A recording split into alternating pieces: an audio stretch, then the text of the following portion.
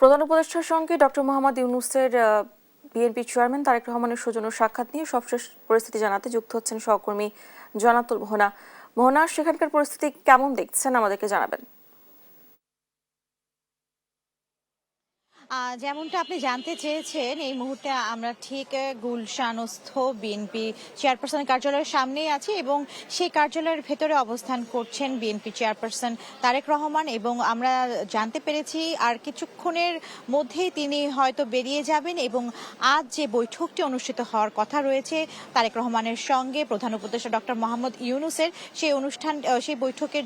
অংশগ্রহণের জন্য তারা বের হয়ে যাবেন এবং এই মুহূর্তে এই পরিস্থিতি আপনাদেরকে দেখাতে চাই যে এখানে তার যে গাড়ি বহরটি রয়েছে সেই গাড়ি বহর সহ তার যে নিরাপত্তার জন্য যারা নিয়োজিত রয়েছেন তারাও প্রস্তুত রয়েছেন, তার গাড়িটিও প্রস্তুত রয়েছে, সবাই প্রস্তুত রয়েছেন এবং কিছুক্ষণের মধ্যেই আমরা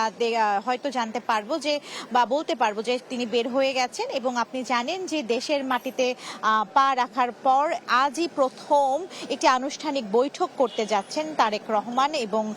প্রধান উপদেষ্টা ডক্টর মোহাম্মদ ইউনূস এবং এই বৈঠকটি প্রচুর গুরুত্বপূর্ণ। কেননা আপনারা জানেন যে 12ই ফেব্রুয়ারি আসন্ন ত্রয়োদশ জাতীয় সংসদ নির্বাচন অনুষ্ঠানে হতে যাচ্ছে এবং এমন পরিস্থিতিতে রাজনৈতিক প্রেক্ষাপটের সাথে সাথে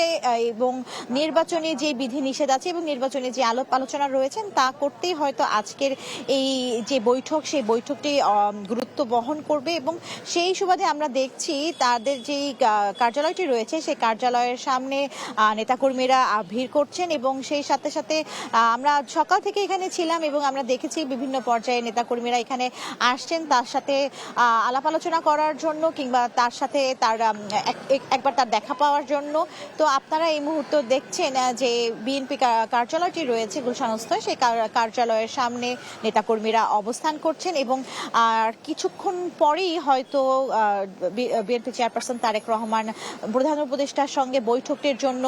তিনি বেরিয়ে পড়বেন এবং তার গাড়ি বহরটিও বেরিয়ে পড়বে। আমরা হয়তো এখন আপনাদেরকে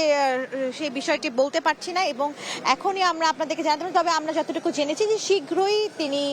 গাড়ি বহর নিয়ে প্রধান উপদেষ্টার সাথে বৈঠক করতে বেরিয়ে পড়বেন।